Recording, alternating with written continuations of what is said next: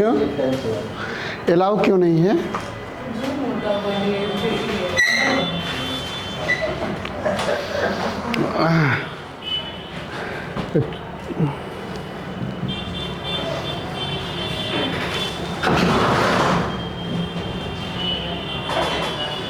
कल तक में कोई दिक्कत हो तो बतलाइए। वो देख लिए थे कॉप का, उसको आप अपने स्तर से सुधार लीजिएगा। कॉप जो 29 अभी हो रहा है ना, 30 जो है वो ब्राज़ील में होने वाला है, और अभी होगा नहीं, अभी दावा प्रस्तुत किया गया है भारत के द्वारा, अपने तरफ से प्रपोजल दिया गया है इंडिया के द्वारा। हाँ,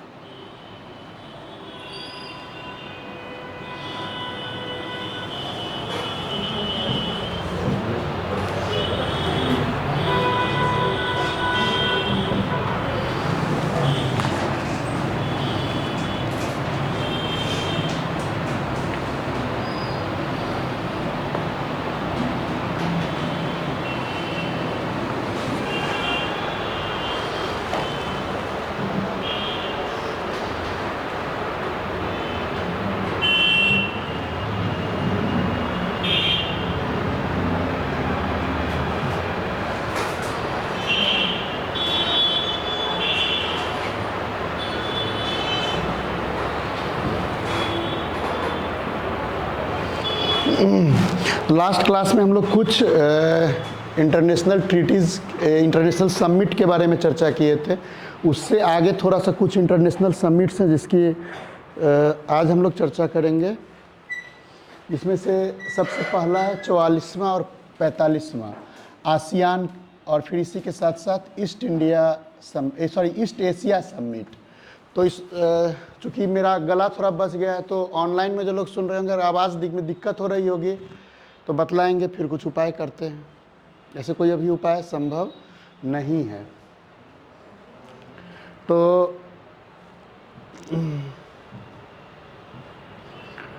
44वां और 45वां 2 बार होता है ये, एक होता है जून जुलाई में, एक होता है अक्टूबर में, लेकिन इस बार दोनों एक ही समय में एक ही जगह पर आयोजित कर दिया गया है। तो वियतियाने, ये लाओस में है।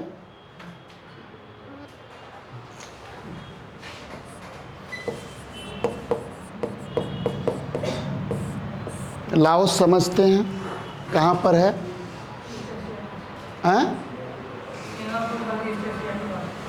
उस क्षेत्र को क्या बोलते हैं? उस क्षेत्र को क्या बोलते हैं? क्या उस क्षेत्र को क्या बोलते, रीजन को क्या बोलते हैं? South east Asia. सीधा बोलना है कि south east Asia. East Asia में तो सब आ जाता है। नॉर्थ ईस्ट एशिया में जाएगा देखिएगा जापान, कोरिया, फिलीपींस वगैरह आता है, जहाँ पर साउथ सी विवाद है, दक्षिण चीन सागर विवाद है। और इधर साउथ ईस्ट एशिया में ये सब आता है। याद रखिएगा ये सब चीज़, ये सब पूछा जाता है खूब। तो वहीं पर लाओस में ये आयोजित हुआ था, और ये प्राइम मिनिस्टर का नाम याद रखिएगा, सोनेस्के सिफानडॉन के द्वारा इसका आयोजन किया गया था। अगला जो आयोजन है वो मलेशिया में होने जा रहा है। भारत की तरफ से नरेंद्र मोदी इसमें पार्टिसिपेट किए थे। तो ये 3-4 फैक्ट है जो कंपलसरी है, इसको आपको याद रखना ही रखना है। इसके बाद आता है आसियान में कौन कौन से देश शामिल हैं। आसियान, क्या भारत आसियान का मेंबर है? भारत आसियान का मेंबर नहीं। तो आसियान में कितने देश हैं वो नाम याद आप रखेंगे। कितने देश हैं? 10 देश हैं आसियान में। वही साउथ ईस्ट एशिया के जो देश हैं, ब्रुनेई है, कंबोडिया है, लाओस है, Indonesia, Malaysia, Thailand, Myanmar, Singapore, Philippines और वियतनाम, ये 10 देश आसियान के मेंबर हैं। और ये आसियान साउथ ईस्ट एशिया के देशों का एक संगठन है जो आर्थिक और मूल रूप से आर्थिक संगठन है जो व्यापार वाणिज्य को नियंत्रित करने का काम करता है। और इस संगठन का जो व्यापार वाणिज्य है, व्यापार वाणिज्य की दृष्टि से बहुत ही महत्वपूर्ण संगठन है। इसके बाद भारत के साथ इसकी अपनी एक रणनीतिक स्ट्रैटेजिक वार्ता होती है। व्यापारिक साझीदार के रूप में भारत को यहाँ आमंत्रित किया जाता है और भारत के साथ इसमें बातचीत होती है। जस्ट इस मीटिंग से जस्ट पहले यह क्षेत्र जो था एक आपदा से प्रभावित हुआ था, वो भी याद रखिएगा। जस्ट इस मीटिंग से कुछ दिन पहले यह क्षेत्र किस चीज से प्रभावित हुआ था, किस तूफान से? यागी तूफान से। याद रखिएगा ये सब चीज़, क्योंकि जब प्राइम मिनिस्टर हमारे गए थे तो यागी में उन्होंने सहायता जो उपलब्ध करवाया था उसकी वहाँ पर चर्चा की थी और इसके लिए आसियान वालों ने इनको थैंक्स भी कहा था। तो ये सब फैक्ट थोड़ा छोटा छोटा है लेकिन ध्यान में रखिएगा। दूसरा काम क्या किया गया है कि 2025 को आसियान भारत पर्यटन वर्ष घोषित किया गया है। 2025 को आसियान भारत पर्यटन वर्ष घोषित किया गया। भारत पर्यटन को बढ़ावा देने के लिए $50 लाख का अनुदान दिया है आसियान ने। अब ये बताइए कि आसियान को अनुदान देने के कारण भारत में या पर्यटन को कैसे बढ़ावा मिलता है? भारत से लोग वहाँ जा रहे हैं या वहाँ से लोग भारत की तरफ आ रहे हैं? अगर भारत की तरफ लोग आ रहे हैं वहाँ से तो रीज़न क्या है उसके पीछे? बौद्ध धर्म को लेकर के वो लोग आ रहे हैं, क्योंकि वो पूरा बेल्ट जो है वो बौद्ध धर्म से प्रभावित है, बौद्ध धर्म को मानने वाले लोग हैं। तो वहाँ से बौद्ध धर्म को लेकर के धार्मिक पर्यटन बड़े पैमाने पर होता है। भारत से अगर देखिएगा तो भारत से उतना ज़्यादा पर्यटन के पर्यटक जो है उधर की तरफ नहीं जाते हैं, सिवाय थाईलैंड को छोड़ दिया जाए तो भारत से जो पर्यटन है वो थाईलैंड में ज़्यादा। इसके अलावा और देशों में आप देखेंगे तो सर्विस, जैसे सिंगापुर है तो सिंगापुर चूँकि सर्विस के कारण वो बहुत ज़्यादा महत्वपूर्ण है, निवेश के कारण महत्वपूर्ण है, तो उसके कारण यहाँ के जो जॉब प्रोवाइडर के रूप में वहाँ पर बहुत सारे लोग जा रहे हैं। लेकिन इसके अलावा आप देखिएगा काम करने के लिए मलेशिया, इंडोनेशिया सभी जगह भारतीय लोग जा रहे हैं। लेकिन पर्यटन की दृष्टि से भारतीय अगर कहीं जाते हैं तो बस सस्ता है, और भी बहुत सारे कारण हैं। कन्हैया समझते होंगे, मुस्कुरा रहे हैं।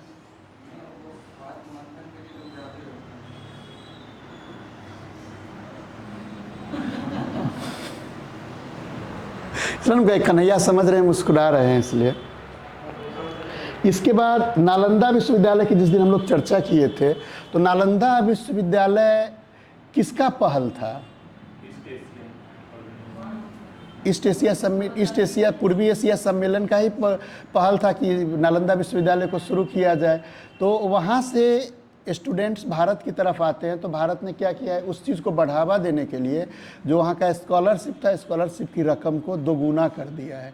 ये 2-3 काम प्राइम मिनिस्टर के द्वारा इस क्षेत्र में किया गया है। एक चीज़ और है कि भारत में पाम ऑयल का सबसे ज़्यादा जो सप्लाई हो रहा है वो इसी क्षेत्र से हो रहा है। और आप देखिएगा कि भारत शुरुआत से ही, मनमोहन सिंह के टाइम में लुक ईस्ट पॉलिसी था।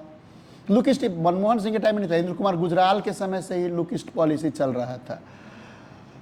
वाजपेयी की जब सरकार आई थी तो उन्होंने गंगा मेकॉन्ग करके एक योजना शुरू किया था, उस जोड़ने की बात की थी कि जिस प्रकार से गंगा है उसी तरह से मेकॉन्ग, और दोनों माँ गंग, उसका भी नाम उन्होंने जा करके माँ गंग कहा था और कहा था कि एक ही तरह का हमारा कल्चर है, तो जोड़ने की बात की थी। मोदी जी जब आए तो उन्होंने उसी चीज़ को नया पैकेजिंग करके प्रस्तुत करने में माहिर हैं, तो उन्होंने क्या कहा, उसको कौन सा नाम दे दिया? मोदी जी क्या नाम दिए? एक्ट ईस्ट नाम, उसी चीज़ को जो लुक ईस्ट था, जो गंगा मेकॉन्ग था, उसी को एक्ट ईस्ट नाम दे करके नया नाम से उसी पॉलिसी को फिर आगे बढ़ा रहे हैं। तो हमेशा वादा किया जाता है कि इस क्षेत्र में जो व्यापार वाणिज्य है उस व्यापार वाणिज्य को हम जितना अभी चल रहा है उसके दोगुने के स्तर पर ले जाएंगे। दूसरा है 19वां पूर्वी एशिया शिखर सम्मेलन।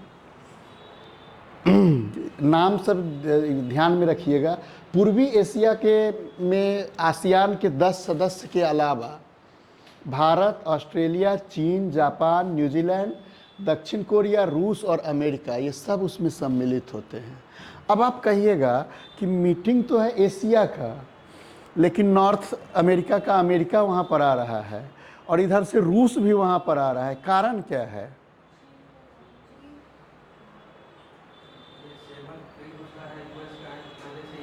क्या? ठीक है, किस जगह पर? वो ज्योग्राफिकली वो सब याद रखिएगा, बेरिंग का क्षेत्र याद रखिएगा कि बेरिंग जल संधि कहाँ पर है। वहीं पर आप देखिएगा कि अलास्का और उसके बाद का जो एरिया है यूएसए का, वो एशियन रीजन में आ जाता है, और वहीं पर रूस का जो साइबेरिया वाला इलाका है वो भी उसी जगह पर आ जाता है, एशियन रीजन में आ जाता है। तो इस कारण से रूस, यूएसए सभी इसके पार्टिसिपेंट हैं। तो ये इसी के साथ जब भी आसियान की मीटिंग होती है उसी टाइम में ईस्ट एशिया समिट भी आयोजित किया जाता है, पूर्वी एशिया सम्मेलन भी आयोजित किया जाता है। तो दोनों का नंबर याद रखिएगा, 19वां था ये। क्या 10 के अलावा नाम याद कर लीजिए? भारत, ऑस्ट्रेलिया, चीन, जापान, न्यूजीलैंड, दक्षिण कोरिया, रूस और अमेरिका।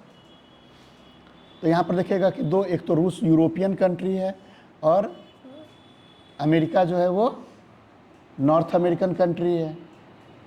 फिर भी एशियन सम्मेलन में वो सम्मिलित हो रहा है। क्यों? क्योंकि उसका जो क्षेत्र है वो एशिया को टच करता है। और किस एशिया को टच करता है? ईस्ट एशिया के क्षेत्र में। इसी कारण से ईस्ट एशिया समिट में वो सम्मिलित हो रहे हैं। क्लियर? एक महत्वपूर्ण सम्मेलन हुआ है ब्रिक्स का। यहाँ से खूब प्रश्न पूछा जाता है, बीपीएससी समझिए कि पेट जगह है इसका, यहाँ से खूब प्रश्न पूछता है। तो ब्रिक्स में मेंबर्स कितने हैं ये याद रखिएगा।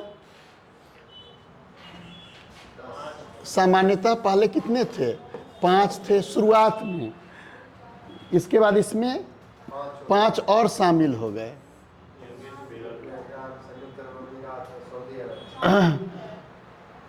4 इसमें से शामिल हुए हैं और दो में से एक ने इनकार कर दिया है।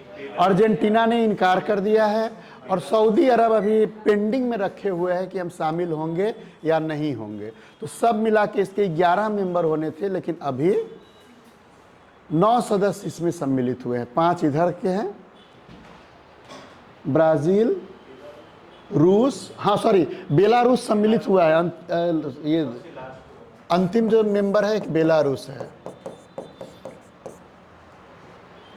उसके बाद इंडिया, चीन और साउथ अफ्रीका।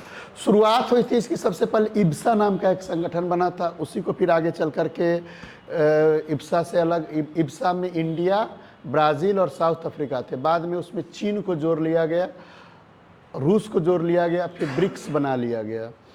उसके बाद ब्रिक्स जो था वो एक अमेरिकन रेटिंग संस्था थी गोल्डमैन सैक्स, उसके द्वारा कहा गया कि निकट भविष्य में ये सबसे बड़ी अर्थव्यवस्था को रिप्रेजेंट करेगा।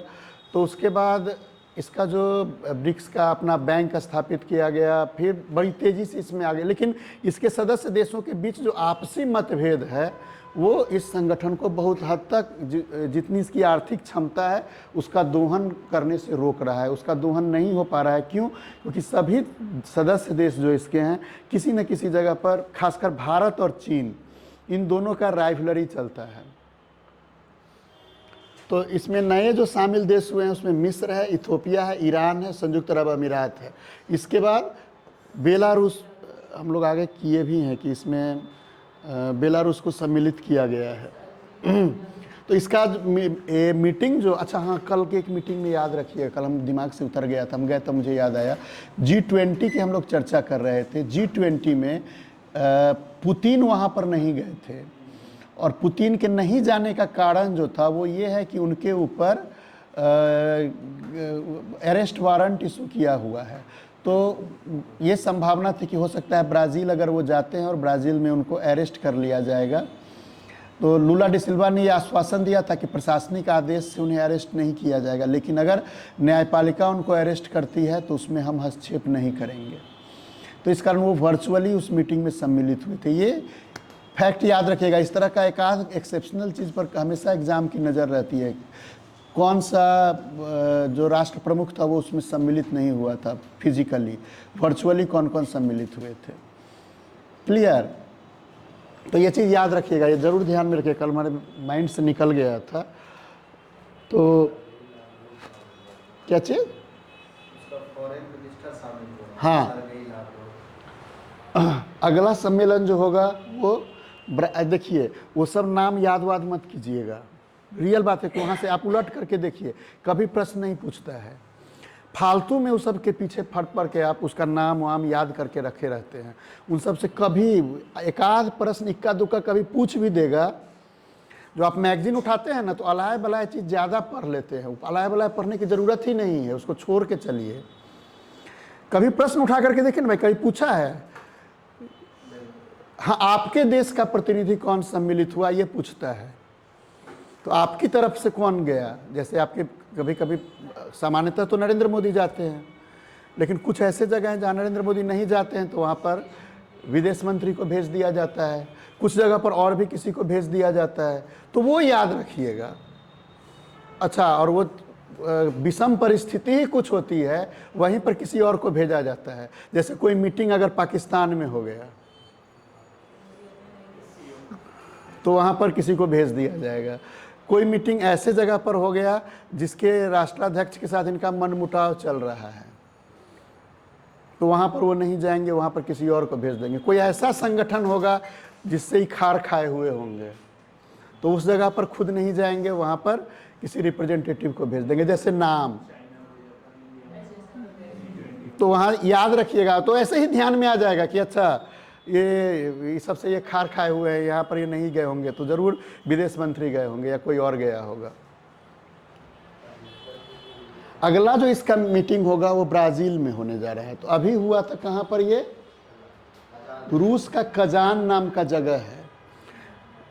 आगे भारत रूस का प्राइम मिनिस्टर जब गए थे तो कजान में ही इन्होंने एक नया वाणिज्यिक दूतावास की भी स्थापना की घोषणा की है। आगे करेंगे अभी चर्चा थोड़ा देर में। तो ये याद रखिएगा, कजान में इस बार ब्रिक्स का मीटिंग हुआ है, और अगला मीटिंग जो होगा वो ब्राज़ील में होने जा रहा है। ये दोनों खूब पूछा जाता है बीपीएससी के द्वारा। ब्रिक्स एकदम हिट लिस्ट में रहता है, तो यहाँ से प्रश्न बनने की ज़्यादा संभावना रहेगी। थीम इसका था strengthening multilateralism for just global development and security.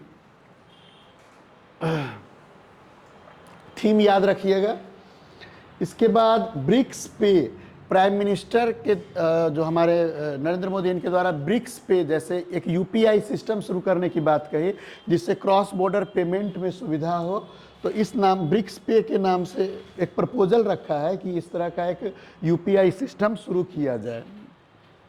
उसके बाद इसमें साझेदार के रूप में 13 और देशों को इसमें आमंत्रित किया गया था, जिसमें Algeria, Belarus, Bolivia, Cuba, Indonesia, Kazakhstan, Malaysia, Nigeria, Thailand, तुर्की, युगांडा, उज्बेकिस्तान और वियतनाम शामिल थे। इसमें से बेलारूस जो है वो ब्रिक्स का मेंबर बन चुका है। तो बाकी सब जो हैं वो साझेदार देश के रूप में इस मीटिंग में सम्मिलित हुए थे। क्लियर? कोई कंफ्यूजन?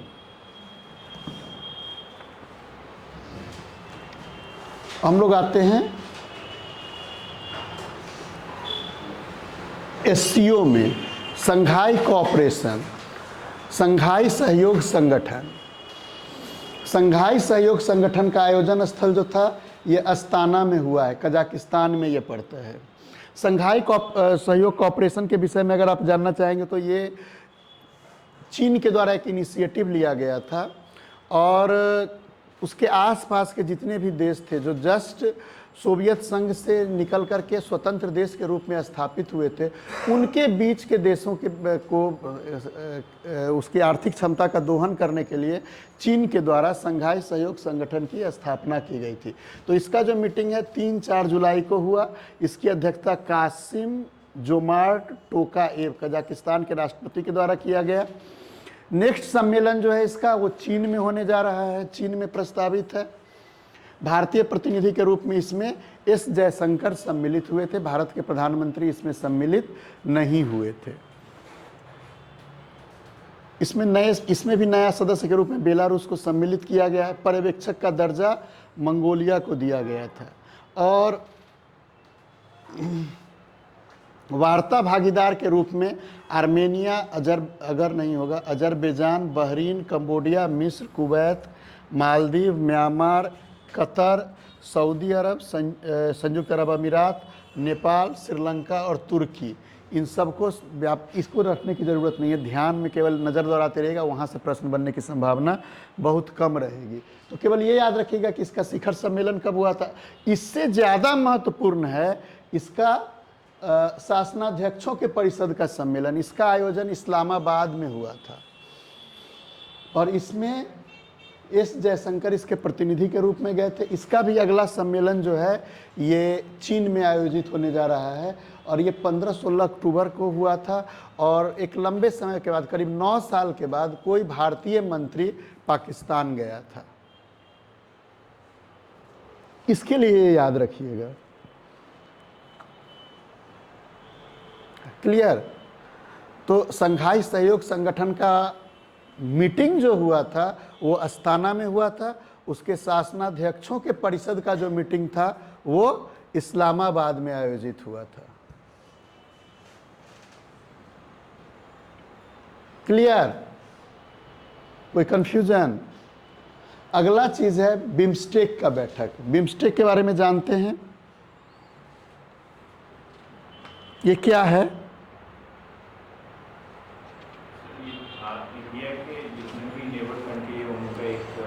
इंडिया के नेबर कंट्री का नहीं है। Bay of Bengal initiative for multi sectoral technical and economic cooperation को करके ये पूरा संगठन बनाया गया है, जिसमें हिंद महासागर के आसपास के, हिंद महासागर से जुड़े हुए जो देश हैं वो इसमें सम्मिलित हैं। जिसमें आप देखेंगे तो बांग्लादेश, भूटान, भारत, नेपाल, श्रीलंका, म्यांमार और थाईलैंड, ये इसके सदस्य हैं। इनके सदस्यों का नाम याद रखिएगा। भारत, बांग्लादेश, म्यांमार। अब सीधे भारत को से लेकर के उठिए, भारत से लेकर के और भारत की जो समुद्री सीमा है वहाँ से सीधे हिंद महासागर में बढ़ते चले जाइए। तो भारत के बाद बांग्लादेश, बांग्लादेश के बाद ये श्रीलंका, म्यांमार और थाईलैंड, और इधर 2 लैंडलॉक्ड कंट्री, नेपाल और भूटान। चूँकि वो भारत के थ्रू ही समुद्री व्यापार में या कुछ भी कर सकते हैं तो लैंडलॉक्ड है दोनों। ये 2 लैंडलॉक्ड कंट्री इसमें शामिल हैं। कभी आपसे ये भी प्रश्न पूछा जा सकता है कि बिम्स्टेक में लैंडलॉक्ड कंट्री कौन कौन है। इस तरह का चीज़ ज्योग्राफी में भी पूछा जा सकता है और वहाँ ध्यान में आपको रहेगा कि पूछा जा रहा है ज्योग्राफी में, लेकिन क्वेश्चन जो रहता है वो क्वेश्चन रहता है आपका करंट अफेयर्स। इसलिए ध्यान में रखिएगा, मतलब कि सबको ये ऐसा जगह है जहाँ पर जाकर के सब जितना भी आपका अलग अलग जो सब्जेक्ट है वो सारा सब्जेक्ट एक जगह पर, एक प्लेटफॉर्म पर आ जाता है। तो ये चीज़ आपको ध्यान में रखना पड़ेगा। तो बिम्स्टेक का जो प्रतिष्ठित व्यक्तियों के समूह का एक बैठक ढाका, बांग्लादेश में आयोजित हुआ था मई 2024 में। इसकी अध्यक्षता थाईलैंड के डॉक्टर सुन थॉर्न चेंग दीपम के द्वारा की गई थी और थाईलैंड अभी बिम्स्टेक की अध्यक्षता कर रहा है। तो ये 2-3 फैक्ट बिम्स्टेक के बारे में आप ध्यान में रखेंगे। बिम्स्टेक का मुख्यालय, अच्छा जितने संगठन बतलाए हैं सबके मुख्यालय के बारे में भी जरूर याद रखिएगा। जैसे बिम्स्टेक का ढाका में है, तो अदर संगठन सबका मुख्यालय एक बार देख लीजिएगा। इवन आप यूएनओ का भी जो मुख्य के अलग, किसका नहीं, बिम्स्टेक का ढाका में है। याद कर कीजिएगा, इन सब चीज़ों को ध्यान में आप रखिएगा। इसके बाद एक शिखर सम्मेलन भारत के द्वारा GPAI शिखर सम्मेलन आयोजित किया गया था, जिसका फुल फॉर्म है global partnership on artificial intelligence. Artificial intelligence पर एक वैश्विक पार्टनरशिप के लिए भारत के द्वारा एक समिट आयोजित किया गया भारत मंडपम नई दिल्ली में 12 से लेकर के 14 दिसंबर 2023 को इसकी अध्यक्षता भारत के द्वारा की गई। इसका उद्देश्य था कि आर्टिफिशियल इंटेलिजेंस के मामले में जो लगातार नया नया चीज़ आ रहा है तो उसको कैसे विनियमित किया जाए, उसको कैसे रेगुलेट किया जाए, इस दिशा में इनिशिएटिव लेने के लिए भारत के द्वारा ये पहल शुरू किया गया था। अभी अगर आप देखेंगे तो इसके टोटल सदस्यों की संख्या 29 है और इसकी अध्यक्षता भारत के द्वारा की गई थी।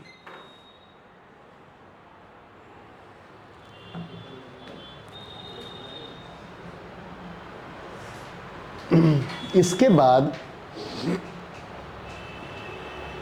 24 मार्च 2024 को संयुक्त राष्ट्र महासभा के द्वारा आर्टिफिशियल इंटेलिजेंस पर पहला प्रस्ताव पारित किया गया है। ये भी ध्यान में रखिएगा कि इसका पहल जो था ये रूस, चीन, क्यूबा के साथ साथ 130 देशों के द्वारा इसका पहल किया गया कि आर्टिफिशियल इंटेलिजेंस निकट भविष्य में सभी को प्रभावित करने वाला है, पूरे विश्व को प्रभावित करने वाला है, तो उसके लिए एक रेगुलेटरी बनाया जाए। तो इसी उद्देश्य से एक प्रपोजल संयुक्त राष्ट्र महासभा के द्वारा पारित किया गया, जिसमें इस प्रपोजल का एक उद्देश्य जो था वो उद्देश्य यहाँ पर रखा गया। हालांकि अभी इस पर कुछ काम हुआ नहीं है, बस एक प्रपोजल रखा गया है।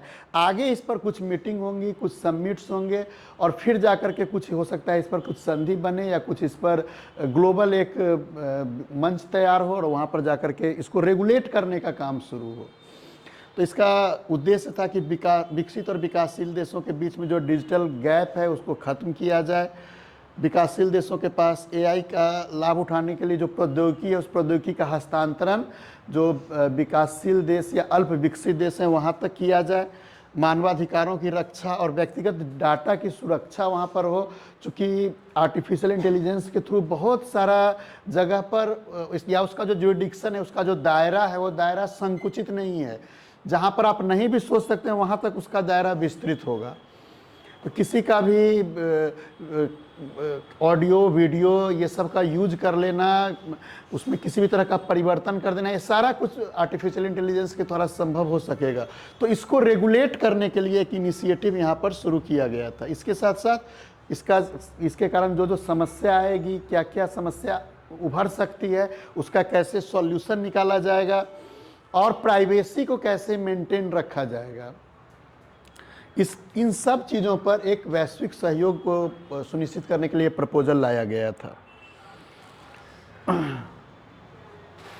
इसके बाद प्रथम वैश्विक कृत्रिम बुद्धिमत्ता सुरक्षा शिखर सम्मेलन, इसका जस्ट अगर देखिएगा तो ब्लेचले पार्क यूनाइटेड किंगडम में एक बहुत महत्वपूर्ण स्थल है। इस जगह पर 2 नवंबर 2023 को इसके लिए एक समिट आयोजित किया गया था। वहीं पर सब लोग इस पर एक बातचीत करने के लिए जमा हुए थे। और ब्लेचले पार्क एक बहुत महत्वपूर्ण ऐतिहासिक स्थल है। ऐतिहासिक स्थल इसलिए है कि इसी जगह पर सबसे पहले कंप्यूटर के या कहिए कि एल्गोरिदम के द्वारा जो नाजियों का जो कूटनीतिक संदेश था उसको सबसे पहले डिकोडिफाई किया गया था सेकेंड वर्ल्ड वार के टाइम में।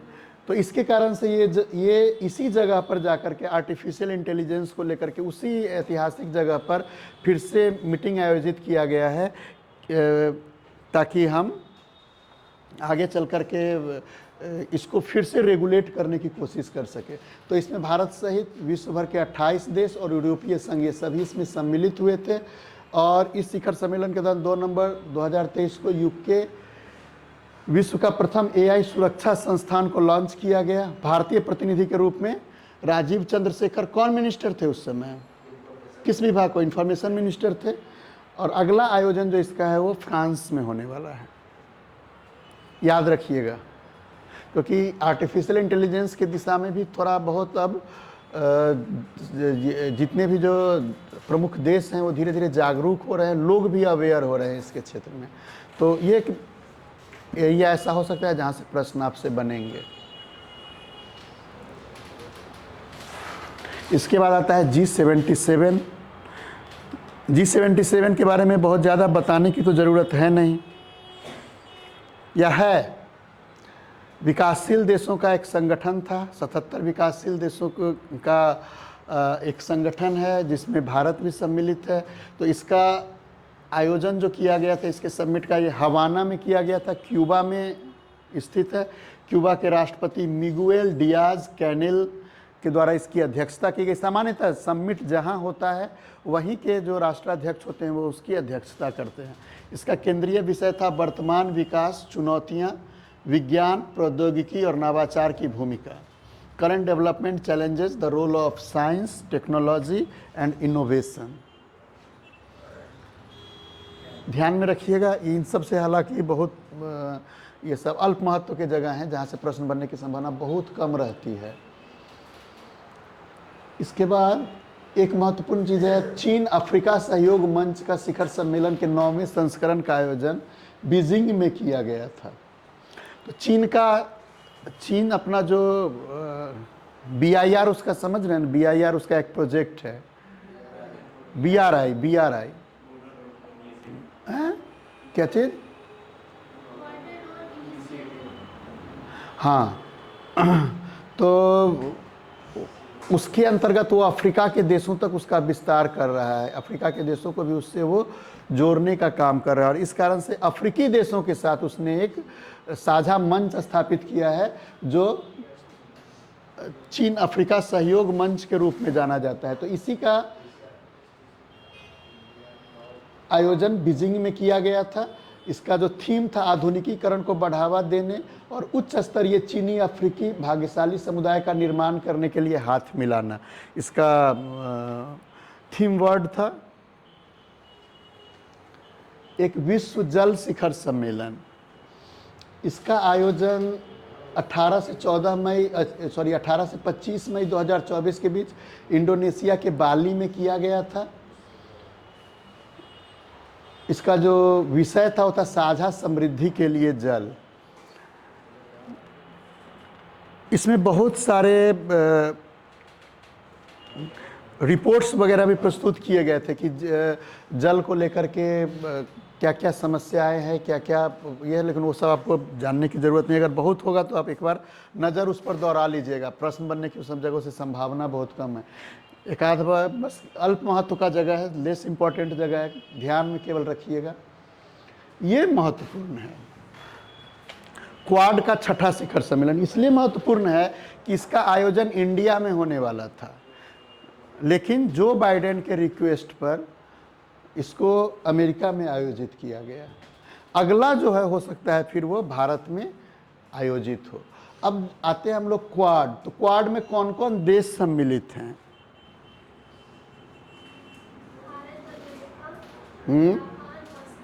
ये 4 देशों का ये संगठन है। और इसका इस बार जो 6ठा मीटिंग था ये भारत में प्रस्तावित था। भारत के अलावा भारत के रिक्वेस्ट करके यूएसए के द्वारा इसको यूएसए में आयोजित करवाया गया। तो इसका आयोजन स्थल था विल्मिंगटन, यूएसए में है। और ख़ासकर जो बाइडेन का जो पैतृक शहर है, जो उनका अपना आवास जहाँ पर है, उसी शहर में इसको आयोजित किया गया था। ये उनके रिक्वेस्ट पर हुआ था और भारत ने इसके लिए रिक्वेस्ट ही था तो उस पर क्या कर सकता था। 21 सितंबर 2024 को इसका आयोजन हुआ था। इसी में पार्टिसिपेट करने के लिए हमारे प्राइम मिनिस्टर यूएसए गए थे और उसी दौरान उन्होंने संयुक्त राष्ट्र सभा को भी संबोधित किया था।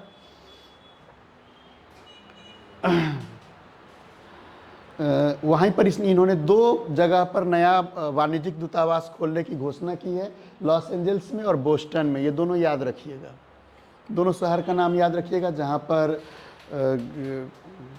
नया वाणिज्यिक दूतावास वो खोलने वाले हैं। और फिर इसी क्रम में उन्होंने 79वां जो सत्र था उसको संबोधित करने का काम किया था। तो सामान्य सा फैक्ट है। मूल फैक्ट ये है कि क्वाड के शिखर सम्मेलन में क्वाड के शिखर सम्मेलन का आयोजन यूएसए के विल्मिंगटन शहर में हुआ था, जिसमें भारतीय प्रधानमंत्री, अच्छा सबके प्राइम मिनिस्टर का भी नाम याद रख लीजिएगा। जैसे किसी संगठन का हम चर्चा कर रहे हैं, जैसे छोटा संगठन है क्वाड, जैसे छोटा संगठन है ब्रिक्स, तो ब्रिक्स का मीटिंग हुआ, ब्रिक्स के मीटिंग में कौन कौन लोग सम्मिलित हुए, या संघाई कोऑपरेशन के मीटिंग। तो अब पूरा वहाँ का कजाकिस्तान, मंगोलिया, इस सब के प्राइम मिनिस्टर का नाम रटने की ज़रूरत नहीं है। जैसे संघाई कोऑपरेशन की अध्यक्षता कजाकिस्तान के द्वारा की जा रही थी, तो उसके जो अध्यक्ष थे उसका नाम याद रखिएगा। जैसे क्वाड में जो 4 पार्टिसिपेट किए तो उसका नाम याद रखिएगा। कनाडा के प्राइम मिनिस्टर का नाम जरूर याद रखिएगा। कनाडा के प्राइम मिनिस्टर का नाम याद रखिएगा, क्योंकि वो लगातार विवाद में बना हुआ है वो जगह, तो वहाँ के प्राइम मिनिस्टर का नाम जरूर याद रखिएगा। इसी तरह जहाँ पर कुछ विवाद उभर रहा हो तो वहाँ के लोगों का, वहाँ के प्राइम मिनिस्टर का, वहाँ के राष्ट्रपति का, या जो विवाद का मुद्दा है, जैसे किसी की हत्या हो गई, कनाडा वाले में देखिए तो किसी की हत्या हो गई, जिसकी हत्या हुई है उसका भी नाम याद रखिएगा।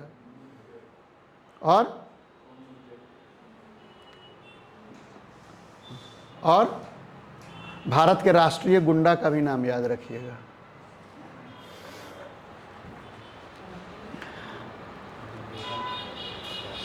अभी तक नहीं था ना, लेकिन देखिए भारत को एक राष्ट्रीय गुंडा भी मिल गया जो एक ही जगह से बैठ के कहीं कहीं सबको धमकाते रहता है।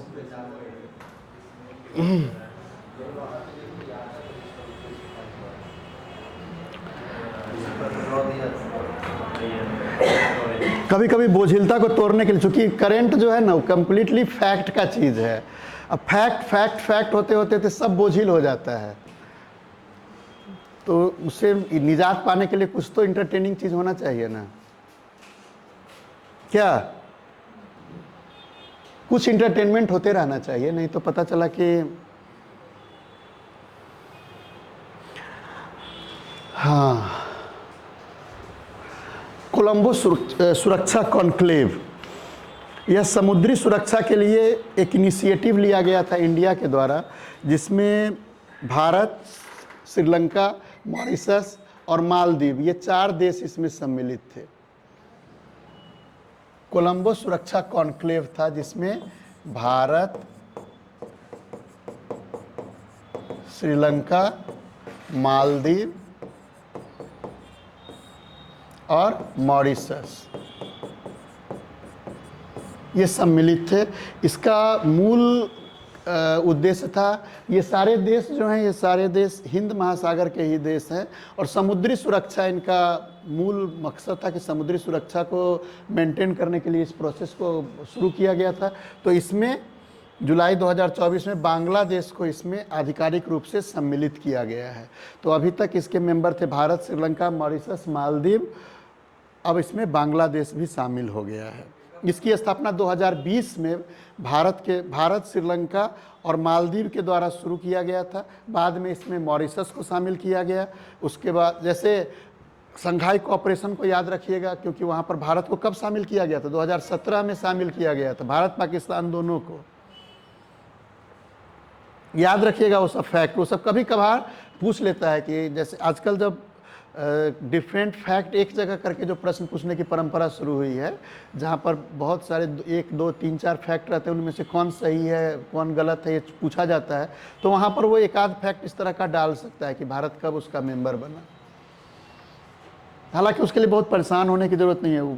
कुछ ही ऐसे अब संगठन बचे रह गए हैं जहाँ जो बहुत एक्टिव है या बहुत रिलेवेंट है, तो गिन करके मुश्किल से 10 संगठन होंगे, 10 ऐसे समिट होंगे जो जहाँ पर भारत सक्रिय है। बाकी सबको रटने वटने की ज़रूरत नहीं है, बाकी सब पर एक नज़र केवल दौड़ा लेना है कि बाई द वे कभी भूले बिसरे किसी के द्वारा वहाँ से कभी पूछ लिया गया तो आप सेफ रहिएगा। इसके बाद हम लोग आते हैं कोलंबो प्रोसेस।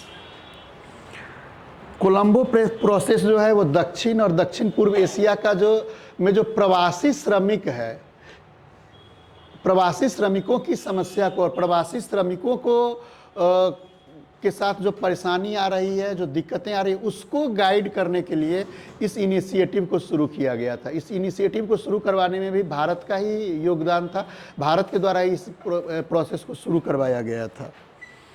तो जो भी प्रवासी श्रमिक है उनको परामर्श देने के लिए एक प्रोसेस शुरू किया गया था, एक इनिशिएटिव है। इसमें 12 इसके सदस्य राष्ट्र हैं, 8 पर्यवेक्षक देश हैं। 12 सदस्य देश में देखेंगे तो अफगानिस्तान, बांग्लादेश, चीन, Bharat, Indonesia, Nepal, Pakistan, Philippines, Sri Lanka, Thailand, Vietnam और कंबोडिया है। और पर्यवेक्षक देशों में Bahrain, Italy, Kuwait, Malaysia, Qatar, Korea, सऊदी अरब और संयुक्त अरब अमीरात को सम्मिलित किया गया है। इसकी अध्यक्षता 2024 से लेकर के 2026 के लिए भारत के पास आई है। भारत इसकी अध्यक्षता करेगा। ये छोटा छोटा संगठन है, ध्यान में केवल रखिएगा, बहुत ज़्यादा इसके पीछे भागने की ज़रूरत नहीं है। शेंगेन क्षेत्र के बारे में जानते होंगे, ये क्या था, क्या है?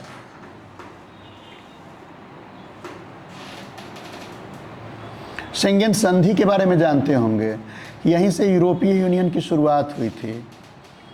तो यूरोपीय यूनियन में वीज़ा मुक्त आवागमन के लिए शेंगेन संधि की गई थी कि जहां पर एक देश से दूसरे देश में जाने के लिए, मतलब पूरा यूरोप का भ्रमण करने के लिए आपको वीज़ा की ज़रूरत न पड़े।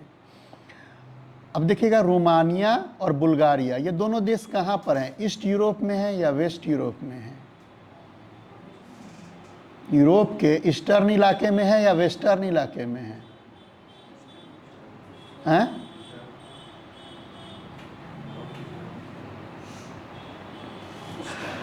सीधे सोचना, इस पर ज्योग्राफी में सोचना ही नहीं जा रहे। जो वेस्टर्न वाले तो सब यूरोपीय यूनियन में शामिल हैं ही, ईस्टर्न वाले को अनुमति अगर मिल रहा है तो इसका मतलब है यूक्रेन का जब वार हो, कहाँ से निकासी किया गया था? रोमानिया से किया गया था।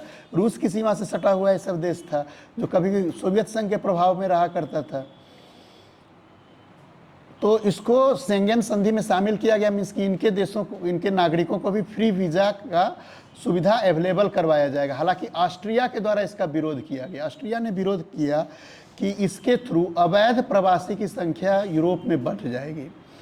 क्यों? क्योंकि इसके थ्रू रूस, और रूस में चूँकि जितने भी जो रूस का सोवियत संघ का जो पुराना मेंबर था उसके साथ उसकी संधि है, वो वहाँ पर कोई भी जाकर के वहाँ पर रह सकता है। तो उसके कारण क्या हुआ कि एशिया से जो लोग हैं, एशिया से रूस की तरफ जाएंगे और रूस से फिर बुल्गारिया, रोमानिया होते हुए वो यूरोप में चले जाएंगे। तो इसके कारण क्या हो कि अवैध अप्रवासन की समस्या बढ़ेगी।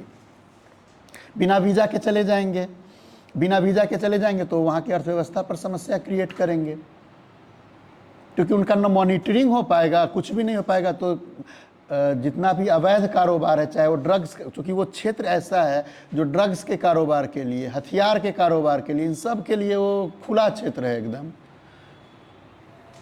तो इसी के लिए ऑस्ट्रिया के द्वारा इसका विरोध किया गया और इस कारण से केवल वायु यातायात में इनको अभी फ्री वीज़ा की सुविधा अवेलेबल करवाई गई है। ये लैंड के थ्रू, मतलब रोड मार्ग से या सड़क मार्ग से या फिर रेलवे के थ्रू अगर जाएंगे तो यहाँ पर उनको अपना आइडेंटिटी कार्ड दिखलाना पड़ेगा, अपना आइडेंटिटी प्रूफ लेकर के जाना पड़ेगा। क्लियर? तो इसलिए हमने कहा कि आंशिक रूप से इनको शेंगेन संधि में शामिल किया गया। तो यह एक इनिशिएटिव है। जैसे यूरोपीय यूनियन में कोई देश शामिल होना चाहता है तो पहले शेंगेन संधि में शामिल किया जाता है, फिर धीरे धीरे उनको यूरोपीय यूनियन में शामिल करने की प्रोसेस शुरू होती है। तो निकट भविष्य में ये दोनों देश, रोमानिया और बुल्गारिया, ये दोनों धीरे धीरे वो इसमें यूरोपीय यूनियन में सम्मिलित हो जाएंगे। तो आईडी चेक मुक्त क्षेत्र है। दोनों देशों को यूरोपीय संघ के एकीकरण में महत्वपूर्ण कदम, मतलब वही बात जो आपके साथ चर्चा कर रहे थे।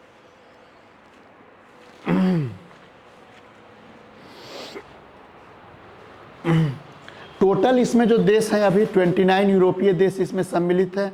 जो शेंगेन संधि में, शेंगेन ट्रीटी में 29 यूरोपीय देश सम्मिलित हैं जो मुक्त रूप से एक जगह से दूसरे जगह तक यात्रा कर सकते हैं। उसमें किसी प्रकार के वीज़ा की ज़रूरत नहीं महसूस होती है, नहीं मांगा जाता है, ना उसका यूज किया जाता है। जैसे भारत से भी कुछ जगह है ना जहाँ पर जाएंगे तो आपको वीज़ा की ज़रूरत नहीं पड़ती है। नेपाल, भूटान, बांग्लादेश के साथ भी, ताकि बांग्लादेश लोग जाना नहीं चाहते, व्यापार के सिलसिले में ही जाते हैं। भूटान और नेपाल घूमने के लिए जाते हैं। पर्यटन के लिए कभी सुने हैं कि बांग्लादेश कोई गया हो घूमने के लिए? नहीं जाना चाहता है। जो फैक्ट है उस फैक्ट को हमें स्वीकार करना होगा ना। हाँ, हो सकता है भविष्य में रोडवे अगर शुरू हो नॉर्थ ईस्ट होते हुए, जिसके लिए इनिशिएटिव लिया जा रहा है, तो वो अगर शुरू होगा इंडोनेशिया क्या लाओस कंबोडिया तक वो जाएगा, तब हो सकता है कि वो पर्यटन का दोहन के लिए, चूँकि म्यांमार में बहुत सारे जगह हैं घूमने लायक, उधर पूरा जो ईस्ट एशिया जो है, उधर साउथ ईस्ट एशिया, उधर बहुत सारे जगह हैं जो भारतीयों को आकर्षित करेंगे। तो उधर जाने के लिए फिर रोड इनिशिएटिव जब शुरू होगा, रोड वेज शुरू होगा, तो वो पर्यटन का क्षेत्र बढ़ सकता है।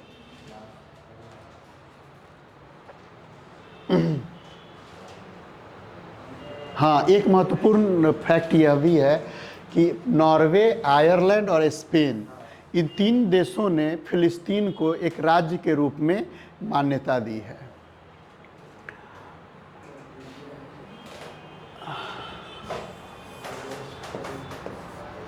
फिलिस्तीन, अभी हम कोई मैगजीन पर नज़र पड़ रही थी जिसमें उसने स्पष्ट रूप से कहा कि यह फिलिस्तीन और इजराइल का जो विवाद, पता नहीं कैसे लोग लिख देते हैं, फिलिस्तीन और इजराइल का जो विवाद है यह धार्मिक विवाद है। क्या ऐसा है कि धार्मिक विवाद है या साम्राज्यवाद और राष्ट्रवादी विवाद है? खैर, ये सब चीज़ मेंस के लिए महत्वपूर्ण होगा आपके लिए। अब ये प्लेटफॉर्म उचित नहीं है इस पर चर्चा करने के लिए। हमारा एक किसी मैगजीन पर नज़र पड़ा है जिसमें वो लिखा है कि ये एक धार्मिक विवाद है। धार्मिक विवाद कतई नहीं है। ये पूरी साम्राज्यवादी नीति के खिलाफ एक नेशनल मूवमेंट है, एक राष्ट्रवादी मूवमेंट है। ठीक उसी तरह से जैसे हम इंडियंस ने अपना एक नेशनल मूवमेंट शुरू किया था, उसी तरह से फिलिस्तीनियों ने अपना एक नेशनल मूवमेंट शुरू किया था। जब वेस्टर्न कंट्री के हस्तक्षेप से वहाँ पर यहूदियों को बसाया जा रहा था, तो उसके खिलाफ उन लोगों ने अपना नेशनल मूवमेंट शुरू किया था। और इस पर बड़ा सुंदर पत्राचार है अल्बर्ट आइंस्टीन और जवाहरलाल नेहरू का। चूँकि प्रासंगिक मुद्दा है, हम केवल एक पत्राचार की चर्चा करते हैं कि जब भारत का संविधान बना तो आइंस्टीन ने बधाई दी नेहरू को, और बधाई देते हुए वो लेटर लिखा था कि आपने आर्टिकल 17 के द्वारा भारत में अस्पृश्यता का अंत किया है, इसके लिए मैं बहुत बधाई आपको देता हूं। आप बहुत बड़ा मानवता का काम करने जा रहे हैं। और ठीक इसी तरह से जैसे आपके यहाँ अछूतों को ट्रीट किया जाता था, वैसे ही यहूदियों को यूरोप में ट्रीट किया जाता है अछूतों की तरह। तो उसकी समस्या का जो समाधान है वो इजराइल के रूप में मिल रहा है। तो आप इजराइल के मूवमेंट का समर्थन कीजिए। इस तरह से घुमा फिरा करके जवाहरलाल नेहरू से समर्थन मांगने की कोशिश की गई थी अल्बर्ट आइंस्टीन के द्वारा। दोनों बहुत ऊंचे कद के व्यक्ति थे। जवाहरलाल नेहरू ने जब जवाब लिखा तो उन्होंने कहा कि जहाँ कहीं भी मानवता, मतलब मानव अगर मानव पर अत्याचार करता है तो उसका पुरजोर विरोध होना चाहिए। लेकिन इजराइल की जो समस्या है, इजराइल के साथ साथ जो फिलिस्तीन की समस्या है, वो धार्मिक समस्या नहीं है, वो अछूतों की समस्या नहीं है। वो समस्या साम्राज्यवाद के खिलाफ नेशनलिस्ट मूवमेंट की समस्या है। वो साम्राज्यवादी मंसूबों के खिलाफ एक राष्ट्रवादी लड़ाई है। इसलिए राष्ट्रवादी लड़ाई है कि आपने बड़ी बेबाकी से कह दिया कि यहूदी वहाँ पर उन्नति करेंगे। अरे उन्नति करना है तो जहाँ वो रह रहे हैं वहाँ पर जाकर के अर्थव्यवस्था का उन्नति करें। वहाँ पर अगर वो जाएंगे तो ठीक उसी तरह से जैसे साम्राज्यवादी दृष्टिकोण से डिवाइड एंड रूल का पॉलिसी शुरू किया जाता है, उसी का वो हिस्सा बन जाएगा और वो क्षेत्र धीरे धीरे युद्ध क्षेत्र में बदल जाएगा। और वो धीरे धीरे वही बात सही हुई, क्योंकि उनका जो सोचना था वो सोचना एकदम सही था। पता नहीं अब सारा पूरा जो सोचने का तरीका है या लिखने का तरीका धीरे धीरे बदलते जा रहा है। तो आजकल हर जगह टीवी डिबेट पर हर जगह आप देखिएगा तो उसको हमेशा धार्मिक लड़ाई बताई जाती है। धार्मिक लड़ाई कतई नहीं है। हर कंट्री से इसी को एजेंडा बना रहा है क्योंकि इजीली हो जा रहा है लोगों के पास माइंड वॉश करने के लिए। नहीं, माइंड वॉश करने के लिए नहीं, यूनाइट करने के लिए। यूनाइट करने के लिए क्या होता है कि कुछ मुद्दा चाहिए। तो एक मुद्दा होता है अल्प विकास का मुद्दा, जैसे भारत को अगर यूनाइट, या कल्चरल आइडेंटिटी का मुद्दा, कल्चर के आधार पर, जैसे भारत का जब हम लोग आप लोग के साथ डिस्कस कर रहे थे इंडियन नेशनलिज्म का, तो वहाँ पर क्या डिस्कस किए थे कि हमारा जो राष्ट्रवाद था दो दिशा में काम कर रहा था। जिस प्रकार से हमारा उपनिवेशवाद का जो कॉलोनियलिज्म हमारे यहाँ जो लागू किया गया वो जिस तरह से कमज़ोर था, उसी तरह से हमारा राष्ट्रवाद का जो उभार हुआ था वह भी कमज़ोर था। तो उपनिवेशवाद कैसे कमज़ोर था? उपनिवेशवाद हमेशा यहाँ के ग्रुप की सहायता लेते हुए भारत को उपनिवेश बनाया था। तो उसके विरोध में जो यहाँ राष्ट्रवाद जन्म लिया था वो भी उसी तरह का कमज़ोर राष्ट्रवाद था। बस तो दो तरीका से वो काम कर रहा था। एक तरीका था उसके पास यूनिफिकेशन ऑफ इंडिया, इंडिया को यूनिफाई करना, और दूसरा था कि विदेश उपनिवेश में हम हैं तो उस उपनिवेशिक सरकार से हमें मुक्ति प्राप्त करना है। तो दो दिशा में काम चल रहा था। एक दिशा में 15 अगस्त 1947 को हम सफल हो गए, दूसरा जो था वो बहुत हद तक आज तक चल रहा है। पता नहीं वो अनवरत काल तक चलता रहेगा जब तक कि पूरे भारत की एक आइडेंटिटी नहीं हो जाती है, भारतीय लोग नहीं समझेंगे अपने आप को तब तक। और उसी में जो अलग अलग ग्रुप है उस ग्रुप को इन्फ्लुएंस करके अपना राजनीतिक फ़ायदा उठाने के लिए, केवल अपनी राजनीतिक रोटी को सेकने के लिए केवल तरह तरह का मुद्दा से उनका ध्यान भटकाया जाता है। और उसी में बहुत सारा देखिएगा कि सब नेशनलिज्म जन्म ले लेता है, और वही सब नेशनलिज्म जो है वो धीरे धीरे आइडेंटिटी पॉलिटिक्स से जाकर के जुड़ जाता है। और जैसे ही आइडेंटिटी पॉलिटिक्स से जुड़ेगा तो वो हिंसक होगा, उग्र होगा, लड़ाई झगड़ा होगी, दंगा फसाद ये सब की तरफ जाएगा, और मूल जो चिंता है वो मूल चिंता जो होती है वो उपेक्षित होती चली जाती है। तो यूनिफाई करने वाली ताकत अलग है, तोड़ने वाली जो ताकत होती है वो हमेशा संस्कृति की बात करती है, वो हमेशा सांस्कृतिक राष्ट्रवाद की बात करेगी, क्योंकि उसी के आधार पर वो जोड़ सकता है। उसके अलावा उसके पास कोई उपाय नहीं, बाकी सब जगह वो तोड़ने का काम करेगा। खैर, हाँ, एक ये है भारतीय मसालों पर पहले सिंगापुर के द्वारा प्रतिबंध लगाया गया था, इसके बाद हांगकांग के द्वारा। ये महत्वपूर्ण नहीं है कि एवरेस्ट पर या उस पर लगाया, महत्वपूर्ण चीज़ है कि एथिलीन ग्लाइकॉल के कारण प्रतिबंध लगाया गया है। एथिलीन ग्लाइकॉल का यूज पेस्टिसाइड के रूप में यहाँ बहुत ज़्यादा होता है, और मुख्य रूप से ये जो प्रभावित करता है वो तंत्रिका तंत्र को, आँखों को, इन दोनों चीज़ को बहुत ज़्यादा वो प्रभावित करता है। तो ये याद रखिएगा, एथिलीन ग्लाइकॉल का नाम पेस्टिसाइड के रूप में इसका यूज होता है, कीड़ों को मारने के लिए इसका यूज किया जाता है। और इसके यूज के कारण जो यहाँ के जो प्रोडक्ट गया था उस प्रोडक्ट में उसकी मौजूदगी पाई गई, और उस मौजूदगी के कारण इसको प्रतिबंधित किया गया है। इसके पहले सिंगापुर के द्वारा भी प्रतिबंधित किया गया था। अब इसमें एमडीएच या एवरेस्ट वाले क्या कर सकते हैं? तो किसान पेस्टिसाइड का यूज कर रहा है, और किसान को वो आप ही प्रोवाइड करवा रहे हैं, सरकार परमिशन दी तब ना उसके पास वो जा रहा है। तो हम क्या करते हैं, हम इमीडिएट उसी पर पहले चले जाते हैं, कौन उसको प्रोवाइड करवा रहा है उससे नहीं पूछते हैं जाकर के कि आप कैसे लाइसेंस दिए इतना गहरा पेस्टिसाइड का।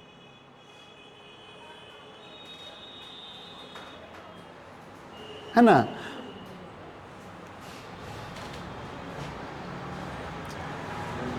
अमेरिका, फिलीपींस और जापान, हाँ, ये जो इलाका है जहाँ पर ये अमेरिका है, फिलीपींस है, जापान है, इसके साथ साथ साउथ कोरिया भी है, ये कौन सा रीजन कहलाता है? North east Asia. North east Asia में देखिएगा तो वहाँ पर चीन की मौजूदगी, और चीन की मौजूदगी के साथ साथ अब चीन और अमेरिका के बीच वास्तविक संघर्ष है। और उस संघर्ष जो है फिर वही इंपेरियलिज्म, साम्राज्यवादी ताकत और उसका विरोध करने वालों के बीच का संघर्ष है। दक्षिण चीन सागर का पूरा विवाद है वो उसी तरह का विवाद है। वहाँ पर आप देखिएगा कि वहाँ पर जाकर के सारा कुछ आपको समझ में आया कि नेशनलिज्म और इकोनॉमिक प्रॉफिट्स दोनों में क्या क्या, कैसे ये दोनों एक दूसरे से गुत्थम गुत्था हो जाते हैं। आप जाकर के देखिएगा तो जापान और साउथ कोरिया के बीच में कुछ द्वीपों को लेकर के विवाद है कि उस द्वीप पर हमारा आधिपत्य होगा, उस पर हमारा आधिपत्य होगा, दोनों एक दूसरे से लड़ते रहते हैं। फिलीपींस जापान के बीच में विवाद है, फिलीपींस साउथ कोरिया के बीच में विवाद है। और फिर देखिएगा कि सब एक ही मंच पर इकट्ठा भी रहेंगे। जब चीन से मुकाबला करना रहेगा तो सभी को देखिएगा सब एक मंच पर इकट्ठा हो जाएंगे। तो आर्थिक हित प्लस जो ज्योग्राफिकल इंटरेस्ट है, दोनों में कॉन्फ्लिक्ट होते हुए भी दोनों एक जगह कोऑपरेट करते हुए नजर आएंगे, जहां पर आपको लगेगा कि ये पूरा जो व्यवस्था है वो अर्थव्यवस्था अर्थ से संचालित हो रहा है।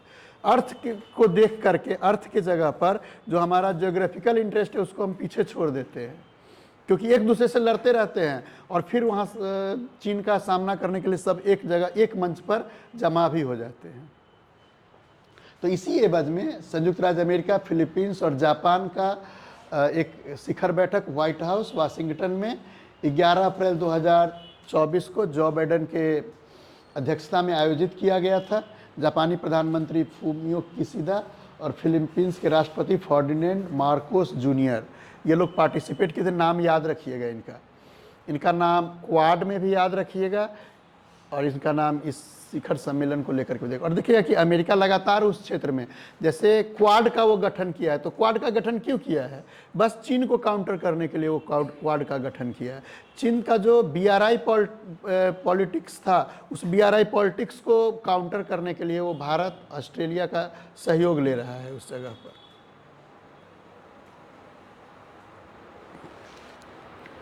क्लियर? कोई कंफ्यूजन यहाँ पर?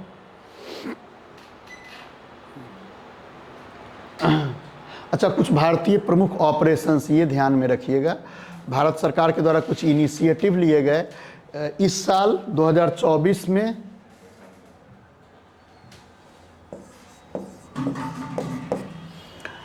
ऑपरेशन इंद्रावती चलाया गया हैती में फंसे हुए भारतीयों को निकालने के लिए।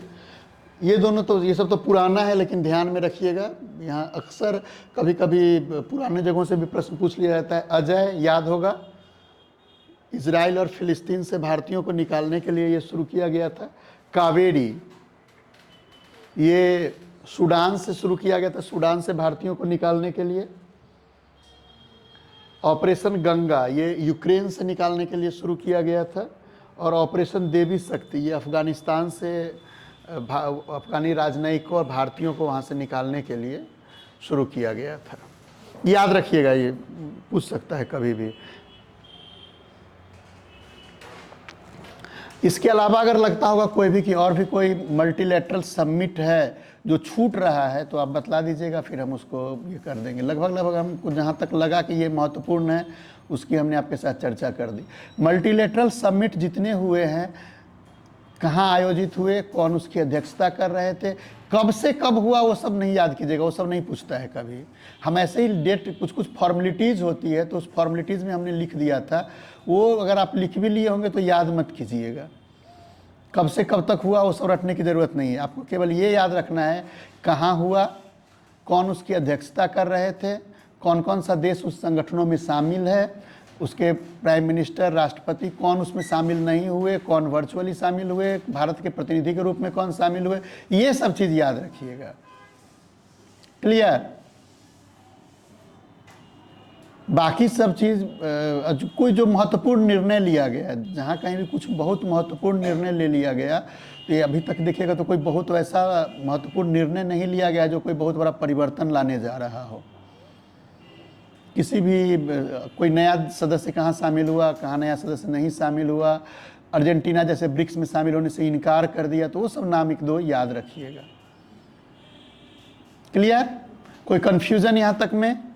अगर आपको लगता हो कि इसके अलावा कोई और संगठन, कोई मल्टीलैटरल संगठन बचा हुआ है जिसके विषय में हमें चर्चा करनी चाहिए थी, तो आप बतला दीजिएगा, फिर हम लोग उस पर चर्चा करेंगे। भारत का कुछ देशों का भारतीय प्रधानमंत्री के द्वारा दौरा किया गया, कुछ देश से के जो राष्ट्राध्यक्ष थे वो भारत का दौरा किए। तो सामान्यतः द्विपक्षीय संबंध में हम उन्हीं लोगों के बारे में जानते हैं जहाँ पर हमारे प्राइम मिनिस्टर गए या वहाँ से लोग यहाँ पर आए। तो हमारे प्राइम मिनिस्टर सामान्यतः जो प्रमुख जो समिट्स होता है उसी में पार्टिसिपेट करने के लिए जाते हैं। तो जाने के क्रम में वहाँ के साथ कुछ बातचीत, कुछ नया घोषणा, कुछ नई चीज़ें करते हैं, तो उस संबंध में हम लोग देखेंगे।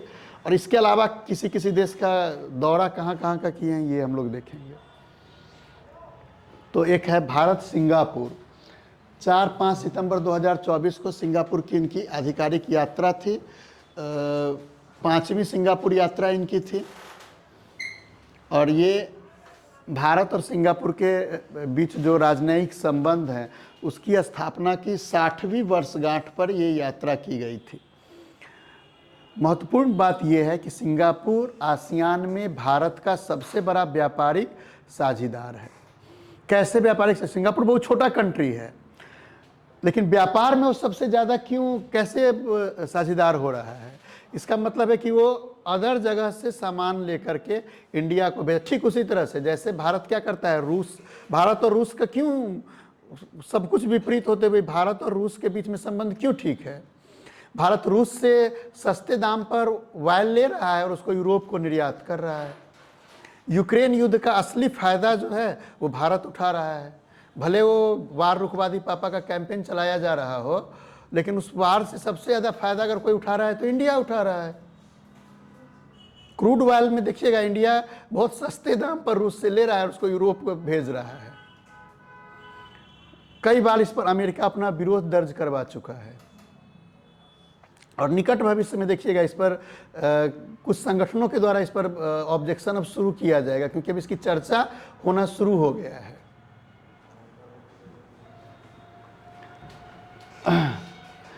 तो ये याद रखिएगा कि सिंगापुर जो है आसियान कंट्री में भारत का सबसे बड़ा व्यापारिक साझेदार है।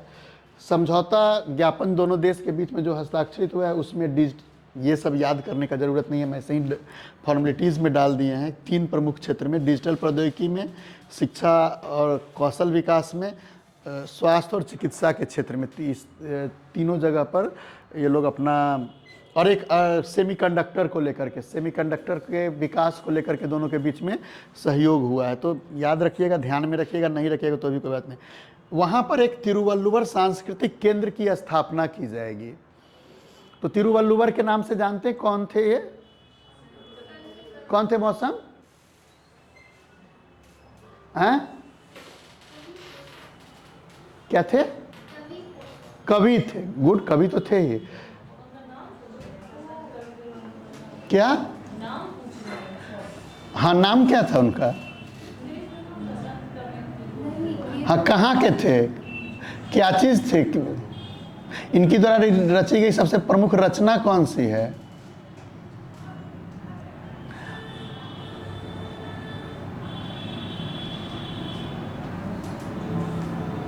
कुरल। कुरल का नाम सुने हैं? अब पूछा गया है यहाँ से, आपसे पूछा जाएगा वहाँ पर कुरल क्यों लिखा है हिस्ट्री में। सोचिएगा कि भाई तो पूछा गया है हिस्ट्री में, कहाँ से ये उठपटांग चीज़ पूछ दिया, हम तो कभी ये सब याद भी नहीं करते थे, है ना। अब देखिएगा कि इनके नाम से केंद्र वहाँ पर स्थापित हुआ है। तो इसी तरह हम कहते हैं हमेशा कि आप कॉम्प्रिहेंसिव तरीका से सोचिए। कुछ कोई नया नाम आ गया तो उससे जुड़ा हुआ कुछ, कब के ये थे, क्या था, इनका क्या योगदान रहा है, सब चीज़ ध्यान में रख लीजिएगा, क्योंकि इधर उधर के चीज़ से ज़्यादा प्रश्न पूछे जाते हैं।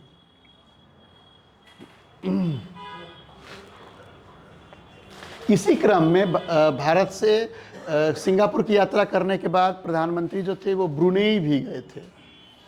तो ब्रुनेई में वहाँ के सुल्तान थे, सुल्तान होगा, नहीं, हाईएस्ट सम्मान अभी इनको रूस के द्वारा दिया गया है। आगे करेंगे अभी चर्चा, रूस के द्वारा दिया गया है, अभी चर्चा करेंगे। हाजी हसनल बोल्किया के निमंत्रण पर ये ब्रुनेई गए थे और पहली, मतलब भारत के किसी प्रधानमंत्री की पहली ब्रुनेई यात्रा थी। ब्रुनेई के साथ, अच्छा ब्रुनेई का लोकेशन ध्यान में है, कहाँ पर है ये? किसलय कहाँ पर है? यूरेशिया के पास, अच्छा इंडोनेशिया के पास, हाँ तब ठीक है। इसके बाद 1992 और 2008 में वो ब्रुनेई के सुल्तान भारत का यात्रा किए थे और 2018 में चूँकि आसियान मेंबर्स को ही बुलाया गया था 26 जनवरी में गेस्ट के रूप में, तो उसमें ब्रुनेई के सुल्तान भी भारत में उनका आगमन हुआ था। और बांदर सेरी बेगाबान में स्थित उमर अली सैफुद्दीन मस्जिद का इन्होंने दौरा किया था। तो ये याद रखिएगा, कभी कभी पूछ दिया जाता है कि ये मस्जिद का दौरा कहाँ पर किए थे, और ऑप्शन में दे देगा दुबई और अबू धाबी का, तो वहाँ का भी आप टिक मार दीजिएगा कि वहाँ पर जा के खूब मस्जिद में घूमे हैं, है ना। तो उधर कंफ्यूज नहीं हो जाएगा, इसलिए ध्यान में रखिएगा। उमर अली सैफुद्दीन मस्जिद का दौरा प्रधानमंत्री वहाँ ब्रुनेई में किए थे।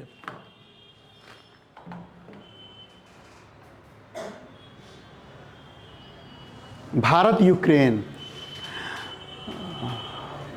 प्राइम मिनिस्टर इस कंट्री का यात्रा करने में 10 घंटा उनको मतलब शुरुआत हुई थी G20 के मीटिंग में। यूक्रेन के जो वोलोडिमीर जेलेंस्की हैं, इनको बुलाया, उनसे इनकी मुलाकात हुई थी। उसके बाद वहीं पर इन्होंने भारतीय प्राइम मिनिस्टर को आमंत्रित किया, अपने यहाँ आमंत्रित किया। तो हवाई यात्रा वहाँ पर अभी रोक लगी हुई है। हवाई यात्रा, चूँकि युद्ध चल रहा है तो बहुत खतरे का था, तो पहले ये पोलैंड गए, पोलैंड से रेल यात्रा के द्वारा 10 घंटे की यात्रा के द्वारा वो यूक्रेन गए। तो ये याद रखिएगा कि रेल फोर्स 1 के थ्रू ये यात्रा किए थे।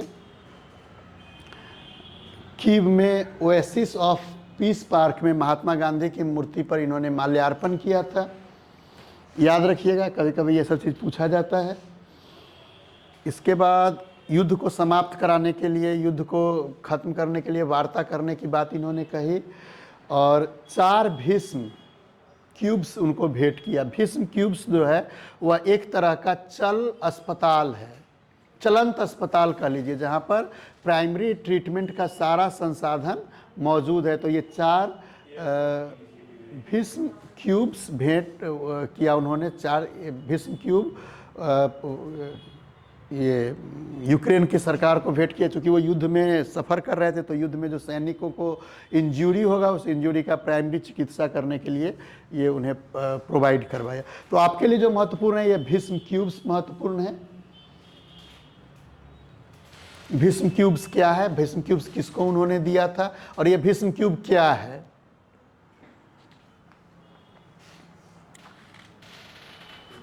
क्लियर।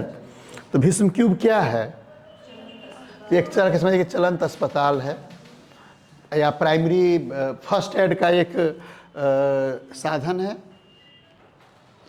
इसके बाद भारत पोलैंड, चूँकि इसी क्रम में वो पोलैंड भी गए, तो 45 वर्षों के दौरान के बाद किसी भारतीय प्रधानमंत्री की यात्रा थी। इसके पहले मोरारजी देसाई पोलैंड गए थे, मोरारजी देसाई के बाद नरेंद्र मोदी पोलैंड गए हैं, और वहाँ पर वो डोबरी महाराजा स्मारक पर जाकर के श्रद्धांजलि अर्पित की। ये बहुत महत्वपूर्ण फैक्ट है कि वहाँ पर एक राजा थे भारत के, जिन्होंने पोलैंड पर जब नाजियों का हमला हुआ था, उस समय बहुत सारे पोलिश लोगों को बचाने का उन्होंने काम किया था।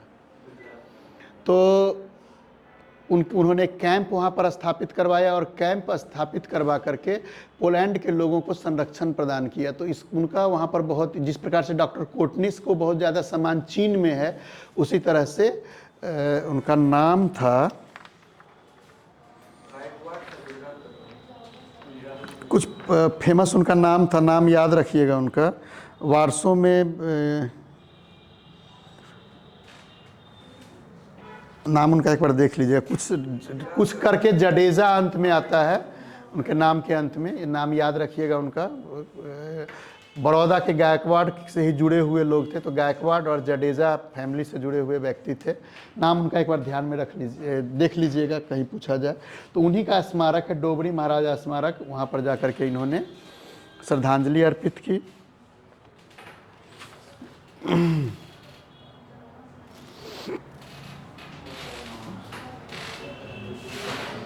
इसके बाद भारत मलेशिया, 19-21 अगस्त 2024 को मलेशिया के प्रधानमंत्री दातो सेरी अनवर बिन इब्राहिम भारत की राजकीय यात्रा पर रहे, और ये भारत आए थे। भारत और मलेशिया के बीच में कुछ व्यापारिक ट्रीटी साइन किया गया।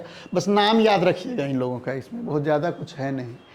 भारत वियतनाम में अगर आप देखिएगा तो 1 अगस्त 2024 को फाम मिन चीन वियतनाम के प्रधानमंत्री हैं, उनका भारत यात्रा हुआ था। और इन्हीं के द्वारा नात्रांग में दूरसंचार विश्वविद्यालय का, जो भारत के सहयोग से निर्मित हुआ है, दूरसंचार विश्वविद्यालय मतलब कि कम्युनिकेशन को लेकर के वहाँ पर एक यूनिवर्सिटी की स्थापना की गई है भारत के सहयोग से। और वियतनाम की राजधानी ही है हनोई, वहीं पर नात्रांग एक जगह है जहाँ पर ये विश्वविद्यालय स्थापित किया गया। तो इसी में आर्मी सॉफ्टवेयर पार्क का दोनों के द्वारा संयुक्त रूप से उद्घाटन किया गया, ये याद रखिएगा। उसके बाद हम लोग भारत और ऑस्ट्रिया। 9-10 जुलाई 2024 को ऑस्ट्रिया के चांसलर कार्ल नेहमर के निमंत्रण पर नरेंद्र मोदी ऑस्ट्रिया गए। इसके पहले 1983 में इंदिरा गांधी के द्वारा ऑस्ट्रिया का यात्रा किया गया था और दोनों देशों के द्वारा भारत ऑस्ट्रिया स्टार्टअप ब्रिज का लॉन्च किया गया है। ऑस्ट्रिया की राजधानी कहाँ है? वियना। अब यहाँ से आप याद रखिएगा क्या क्या चीज़ कि वियना में किन किन चीज़, क्योंकि बहुत सारा संगठन जो है उसका मुख्यालय वियना में है, तो किन किन संगठनों का मुख्यालय वियना में है उसका नाम जरूर याद कर लीजिएगा। जैसे international atomic energy agency IAEA, उसका मुख्यालय वियना में है, वो याद कर लीजिएगा। उसके बाद United Nation Industrial Development Organization का है। तो जिस जिस संगठन का मुख्यालय वियना में है उस संगठन का नाम ध्यान में रखिएगा, वहाँ से प्रश्न बनने की संभावना रहेगी। इस बाद हम लोग आते हैं भारत रूस। 8-9 जुलाई 2024 में प्राइम मिनिस्टर भारत और रूस मतलब रूस की यात्रा पर थे। रूस की यात्रा पर पता है कि किस कारण से वहाँ पर वो गए हुए थे? किस सम्मेलन का?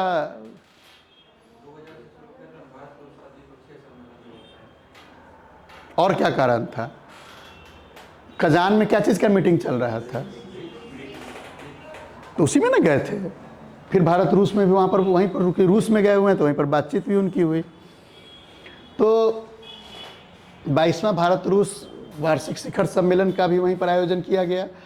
इसके बाद व्लादिवोस्टॉक, चेन्नई व्लादिवोस्टॉक समुद्री गलियारा को शुरू करने की बात दोनों के बीच में हुई, जिससे रूस और भारत के बीच कम से कम 10 घंटे के समय की मतलब समुद्री संचालन में 10 घंटे के समय की बचत हो सकती है। तो इसके लिए एक पहल शुरू किया जा रहा है कि चेन्नई से व्लादिवोस्टॉक तक डायरेक्ट जहाज़ का जो संचालन है वो संचालन शुरू किया जाए। इसके साथ साथ यहीं पर रूस के सर्वोच्च सम्मान से इनको सम्मानित किया गया, the Order of Saint Andrew the Apostle. इस अवार्ड से रूस का जो सर्वोच्च राष्ट्रीय सम्मान था उस सम्मान से भारतीय प्रधानमंत्री को सम्मानित किया गया। तो ये एक फैक्ट याद रखिएगा, अभी तक में जितना भी हम जगह देखे हैं इस बार केवल रूस से उनको सम्मानित किया गया है। हाँ, सम्मान बहुत पहले था लेकिन गए नहीं थे, उसके बाद अभी गए हैं तो अब उनको मिल गया है, ये मतलब इसी बार दिया गया। इसके बाद यहाँ पर इन्होंने 2 जगह पर अपना वाणिज्यिक दूतावास खोलने की घोषणा की, एक कजान और एक येकातेरिनबर्ग। ये 2 जगह पर नया वाणिज्यिक दूतावास खोलने की घोषणा की। जैसे वहाँ पर किए थे कहाँ, लॉस एंजल्स और बोस्टन में, यहाँ पर कजान और येकातेरिनबर्ग, इस 2 जगह पर नया अपना वाणिज्यिक दूतावास खोलने की बात की है।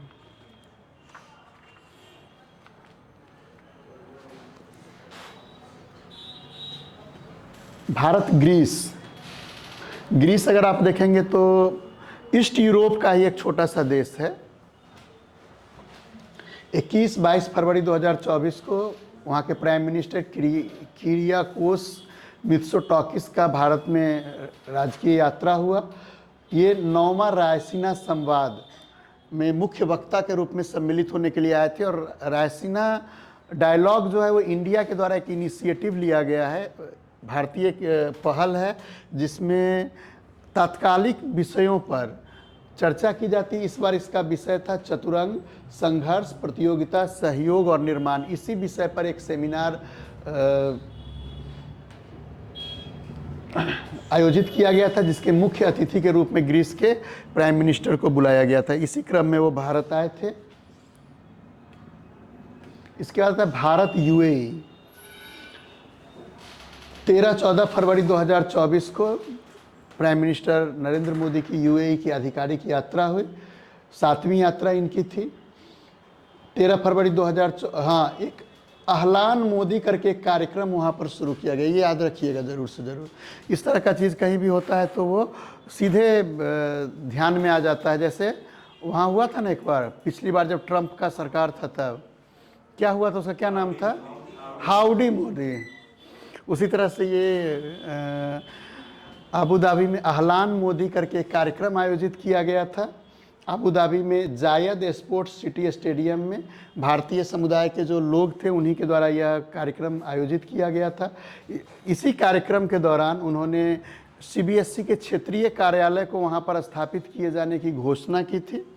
भारत का एक स्कूल एग्जामिनेशन बोर्ड है, तो उसका एक कार्यालय वहाँ पर स्थापित करने की बात कही। इसके साथ साथ दुबई के जो प्रशासक हैं उनके साथ वहाँ पर उन्होंने भारत मार्ट का वर्चुअल शिलान्यास किया। इसको 2026 तक पूरा हो जाना इसका प्रस्तावित है। इसके बाद आबू धाबी में एक BAPS हिंदू मंदिर का इन्होंने उद्घाटन किया, जो स्वामी नारायण संप्रदाय से जुड़ा हुआ है। वही अक्षरधाम मंदिर जितना भी सब स्वामी नारायण संप्रदाय से जुड़ा हुआ है। तो स्वामी नारायण संप्रदाय से जुड़े हुए एक मंदिर का उन्होंने वहाँ पर उद्घाटन किया है, और यह उस जगह का सबसे अकेला सिंगल हिंदू मंदिर है। चूँकि उस ट्रस्ट के पास संसाधन है, तो उस ट्रस्ट ने मंदिर का वहाँ निर्माण किया और प्राइम मिनिस्टर ने उसमें सहयोग उपलब्ध करवाया। और ये वही ट्रस्ट है, मतलब इस ट्रस्ट सबसे ज़्यादा स्ट्रॉन्ग जो है वो गुजरात में ही है। गुजरात के बाद अगर आप देखेंगे तो इसने एक मंदिर अक्षरधाम का दिल्ली में स्थापित किया है, और फिर विदेश में अगर आप देखेंगे तो इसने USA में बहुत सारे उसके मंदिर हैं, अक्षरधाम सोसाइटी, मतलब स्वामी ने हाँ। भारत फ्रांस को अगर देखेंगे तो फ्रांस के राष्ट्रपति इमैनुअल मैक्रों जो थे वो 26 जनवरी इस वर्ष हमारे राष्ट्रीय अतिथि थे। तो इसके लिए याद रखिएगा, भारत के 75वें गणतंत्र दिवस के मुख्य अतिथि के रूप में उनको ध्यान में रखिएगा। ये भी प्रश्न खूब पूछता है BPSC, तो इस एवज में उनको याद रखिएगा। इसके बाद इसी, चूँकि ये मुख्य अतिथि थे, तो वहाँ का आर्मी का एक दस्ता था, वो यहाँ के पर मार्च पास्ट जो हुआ था उसमें हिस्सा लिया था। तो ये भी याद रखिएगा। एक बार मलेशिया का मार्च पास्ट में हिस्सा लिया था, तो सर BPSC ने प्रश्न पूछा था कि कहाँ के ये आर्मी ने मार्च पास्ट में हिस्सा लिया था, किसी एग्जाम में उसने पूछा था। तो ध्यान में रखिएगा, फ्रांस के आर्मी का एक टुकड़ी जो था वो मार्च पास्ट में पार्टिसिपेशन किया था। इसके साथ साथ 2026 को भारत फ्रांस नव प्रवर्तन वर्ष के रूप में मनाया जाएगा।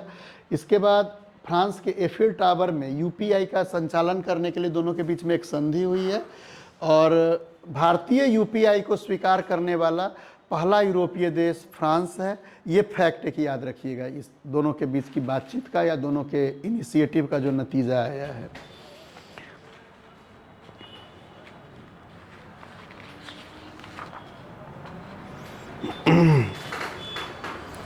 क्लियर? तो द्विपक्षीय संबंध में हमको इतना ही महत्वपूर्ण लगा। इसके बाद कोई ऐसा कुछ महत्वपूर्ण टॉपिक नहीं है जिस पर इस विषय पर चर्चा की जा सके। इसके अलावा अगर लगता है कि हाँ और कोई टॉपिक है तो आप बतला दीजिएगा, हम लोग उस पर आपसे ये कर लेंगे। कल का जो क्लास होगा इकोनॉमिक्स का क्लास होगा, सर्विस सर्कल क्लास लेंगे। अगला जो मेरा क्लास होगा वो जितना भी महत्वपूर्ण इंडेक्स है इकोनॉमिक्स वाले को छोड़ करके, इकोनॉमिक्स वाला जो इंडेक्स है वो सर्विस सर आपके साथ चर्चा करेंगे। उसके अलावा जैसे एमनेस्टी इंटरनेशनल का जो आता है या और भी चीज़ों को लेकर के जो इंडेक्स आते हैं उसका, और उसके साथ साथ साइंस टेक्नोलॉजी से जुड़ा हुआ जो नवीन कुछ काम हो रहा है उस पर हम लोग परसों के क्लास में चर्चा करेंगे। ठीक है?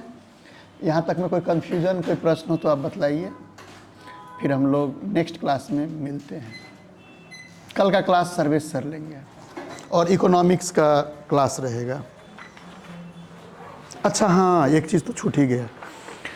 भारत की राष्ट्रपति के द्वारा तिमोर और एक दो जगह की यात्रा की गई थी। हम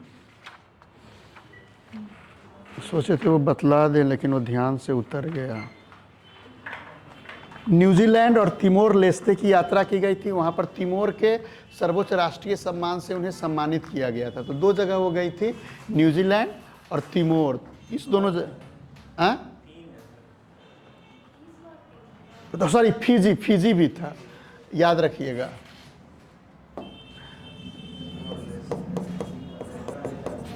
राष्ट्रपति के द्वारा फिजी,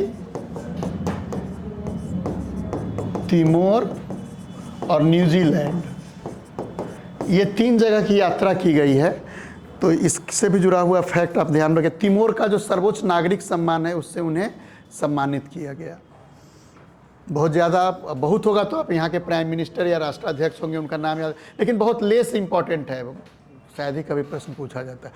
राष्ट्रपति का कब पूछा जाता है? जब पहला कोई देश का यात्रा होता है, तब वहाँ से पूछा जाता है। या राष्ट्रपति के पद से हटने से जस्ट पहले अंतिम यात्रा जहाँ का होता है, वहाँ से पूछा जाता है प्रश्न। तो इन तीनों का नाम याद रखिएगा कि ये राष्ट्रपति हमारी जो थी, ये 3 जगह पर गई थी। इसके अलावा और कुछ इस साल इंटरनेशनल स्तर पर और कुछ हुआ नहीं है। नेक्स्ट क्लास में हम लोग इंडेक्स वगैरह की चर्चा करेंगे, और कुछ भी जो भी छोटा मोटा और फैक्ट इंटरनेशनल स्तर पर बचा हुआ है, तो उस पर हम लोग चर्चा करेंगे। ठीक है? क्या 23 के अंत का, नवंबर दिसंबर पर जरूर ध्यान रखिएगा। जैसे आप अगर क्वेश्चन बैंक को ध्यान में रख रहे होंगे, तो आप देखते होंगे कि प्रश्न किसी साल क्या करेगा कि एकदम तुरंत का, जैसे दिसंबर में एग्ज़ाम हो रहा है, तो नवंबर के करंट अफेयर्स को बहुत ज़्यादा फोकस कर देता है वो। और किसी साल देखिएगा तो एक साल, पिछले साल का जो जस्ट एक साल जब पूरा होने वाला रहता है, उस महीना से 1-2 प्रश्न पूछ देता है।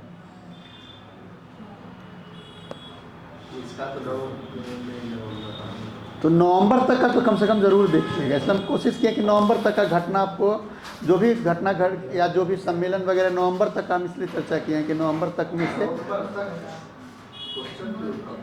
क्या नहीं, नवंबर तक, पिछले साल के नवंबर तक की हम बात करें। इस साल का भी तो नवंबर का हम कर ही दिए हैं आपके साथ। जैसे कोप का अभी जस्ट 20-22 नवंबर को उसका क्या 22 तक चला है।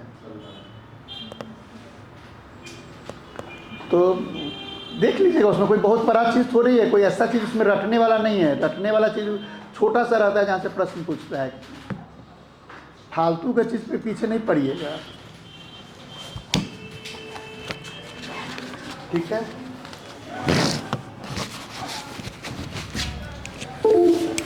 कल फिर हम लोग, परसों मिलते हैं फिर हम लोग।